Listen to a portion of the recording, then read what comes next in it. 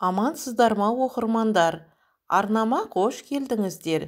Мені әрқашан қолдап, лүпіл басып, тіркеліп жатқан әрбір жанға алғысым шексіз.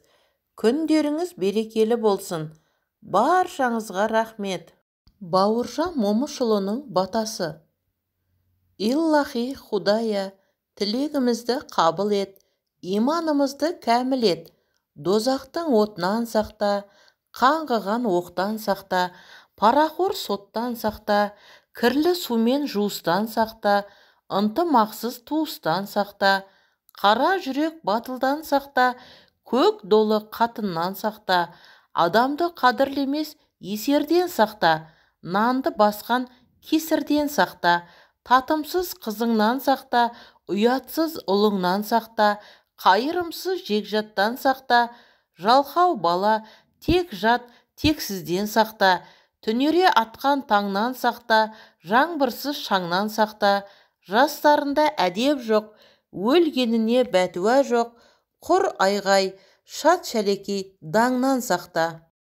Өмір маған үйретті жыламауды, қиын сәтте сүрініп құламауды, жақсы досты қадірлеп, адал болып, жаман достың жағдайын сұрамауды. Өмір маған үйретті сүюді де, күйіктерге жынданып күйуді де, шын сүйген адамдарға адал болып, өткінші бақытыңды сүю деме. Өмір маған үйретті ұнатуды, өзімді жылатқанды жылатуды, күнәсіз түсініп кешіруді, кінәліден кешірім сұратуды. Көтеріп тұрып құлатады өмір, күлдіріп тұрып жылатады өмір. Етегің толып еңіреген кезде қайтадан өзі жұбатады өмір. Үмітіңді үзіп түңіле көрме, құлап барып та гүл атады өмір. Үп еткен желге дірілдей берме, шыдамдылықты ұнатады өмір. Адамға ең бірінші білім емес, тәрбие берілу керек. Тәрбиесіз берілген білім адамзаттың қас жауы. Ол келешекте оның барлық өміріне опат әкеледі. Ата-аналар баланы тәрбиелегенде дәл өзіңіздей етіп тәрбиелеуге тырыспау керек. Олар баланы өзінен күшті етіп тәрбиелеуі тиіс. Өйткені олардың заманы ата-аналарының өмір сүріп отырған заманына қарағанда анағұрлым күрделі, талабы жоғары болатынын ұмытпаған жөн. Бұл өмір қас қағымда тез өтеді. Пенделер артық кемді сөз етеді.